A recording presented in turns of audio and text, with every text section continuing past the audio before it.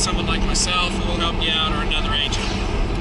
Here's what we need from you to do the best job we can do for you guys. The first is you need to understand the difference between subjective wants and needs and tangible, objective needs, right? It happens all the time.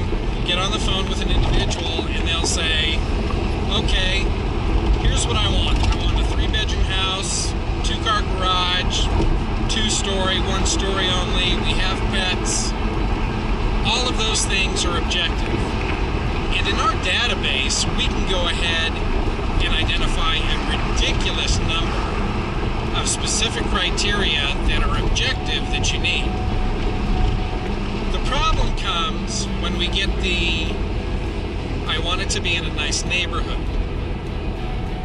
It needs to be in a good school. It needs to be near a specific church or a synagogue.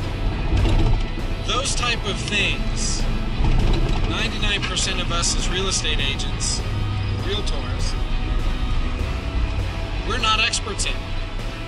We don't know and have to stay away from, under our guidelines that we have for our licensing, putting in our definition of what a good neighborhood is, what a good school is. We can find you churches, but we don't know that that's the right church that you're willing to go to, that you want to go to. So those things that are subjective. Another example, I want it to be in a good neighborhood with low crime. Okay, what's low crime? What we're taught to do, and what most of us do in these situations, is we ask you to define it. And it's difficult for you to define, which is why we use the generic term. And then what we do is we'll provide you with a series of sources. Some are internet-based, some are direct, maybe phone numbers to the local police station. So you can ask about the crime statistics in a certain area. What kind of crimes are being committed there?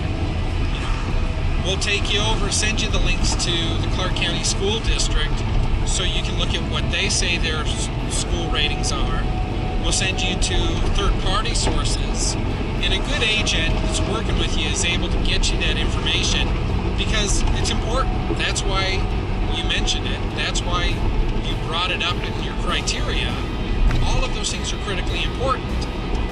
But your definition of those items, what those things mean to you, could be very different from me as an agent.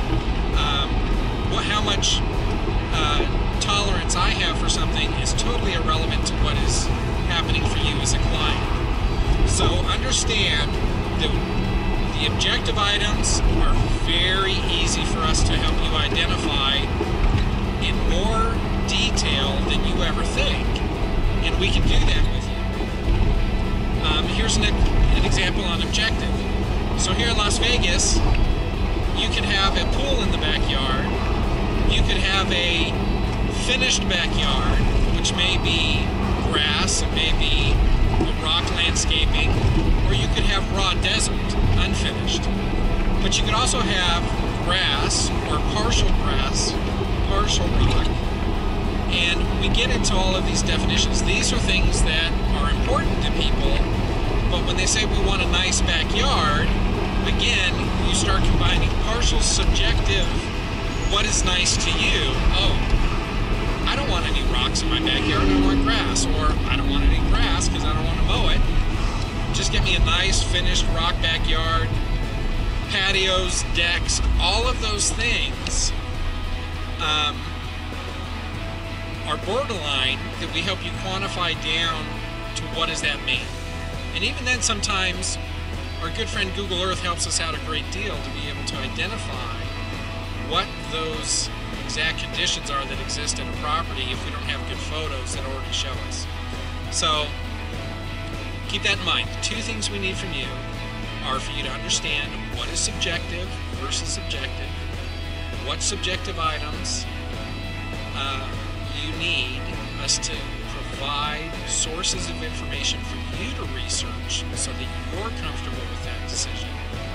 And then on the objective side, we may take you to deeper levels and help you quantify specifically what you like about those things. And then we can set up those searches and get us identifying the homes we want to go visit.